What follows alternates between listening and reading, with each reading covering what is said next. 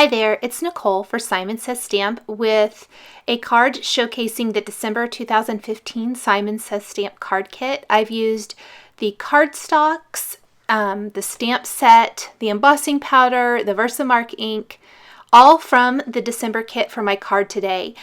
I accidentally forgot to turn on my video camera, but I did die cut that center oval from some of the white cardstock in the kit using one of the Simon Says Stamp stitched oval dies, and then the frame from using that same die and one of the stitched rectangle frames from some black cardstock. I stamped the greeting and the cat from the stamp set included in the card kit, and now I'm going to carefully ink up the set of presents, and I'm only going to ink up 2 of the gifts because that's all that will really fit in my design here today. And that is just a way to alter the stamp so that it works for the layout of my card. It has a cute stack of 3 gift or presents, but you can use 1, 2, or 3. I love there's a little bit of space there, so you can really customize it pretty easily. I stamped the images with Memento Tuxedo black ink, and I'm coloring in the images with Copic markers. Just doing some really quick coloring. This is going to be a kind of dark gray black cat here that I'm using my warm gray markers to color him in.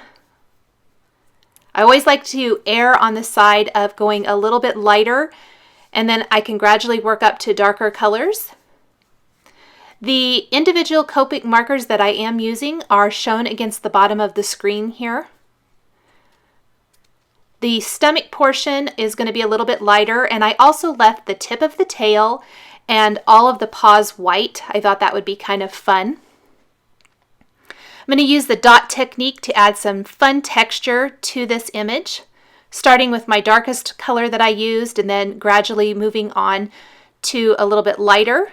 And then I'll do the same thing for the stomach area. And I'm going to add some shadowing there to help ground my image using these same warm gray markers. I'm going to use about 3 shades to blend that out. I started with a darker color and then gradually blended a little bit lighter.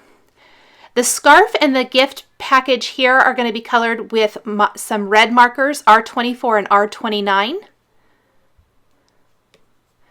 Keeping to basic Christmassy colors, I guess, here for my card.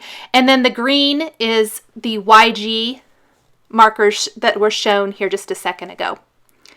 Now for the black frame, I put a group of images from the stamp set, the little stars and things, on an acrylic block, and then I'm inking them up all together. There's about 4 images here, using the Versamark little cube ink that is included in the kit, and then I'm stamping these as one image, and I'm going to cover the entire frame with these. Because it's a watermark based ink pad, you can kind of see the image, so I don't have to apply the embossing powder as I go. On this dark cardstock, it does leave a nice impression so I can see where I've been. And I started in one corner and worked my way out and then up. I don't want to start in one corner and then go in another corner and then have to try to fill it in. You want to work from one corner and work your way out and up, or out and down, whichever works best for you. But I'm going to cover this entire frame with these stars and like snowflake type images. And then I'm going to use some of the embossing powder included in the kit over these images and then heat set that, and it's going to just give it kind of a glossy, sparkly type of finish. So go ahead and grab that embossing powder and sprinkle it on. And it looks kind of silver here, but when you heat it, it's going to turn glossy with some fun sparkle. Tap all the excess off and heat set that. There you can see what it looks like. I'm going to lay my frame on my card base now, also created from some cardstock in the kit. Put some adhesive on the back of my stamped oval here and then put that right in place. I'm going to lift my frame up and cover the back with some foam adhesive. This is going to give it just some slight dimension. very easily. Now in each of those little corners, I could just leave the adhesive like this, but I wanted to make sure that it was all stuck down really well, so I'm just going to cut some little triangles to stick in each of those corners there so that the entire back of my frame does have some foam adhesive on it. Pull off all that backing paper and then pop that right on my card base. Get all those little pieces of backing paper off. Now the card would look cute as is now once the frame is in place, but I decided to take some of the jelly bean soup sequins from the kit and add a scattering of those throughout the card design. These already have adhesive on them, which make them so super easy to use. I'm using a craft knife to easily pick them up and place them on my card where I want them to go.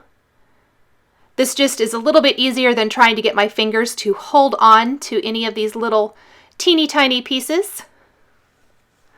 Once I have the sequins in place on the background of my card, I am going to go ahead and take some teeny tiny clear gemstones that I found at Hobby Lobby and place those in the center of each of the sequins to finish them off and to add just another little level of fun Christmas sparkle to my card. And that's it for my card share today, showcasing the Simon Says Stamp December 2015 card kit. Thanks for joining me for this Christmas card showcasing Simon Says Stamp stamps and dies. The supplies I've used to create this card are listed and linked below the video on YouTube.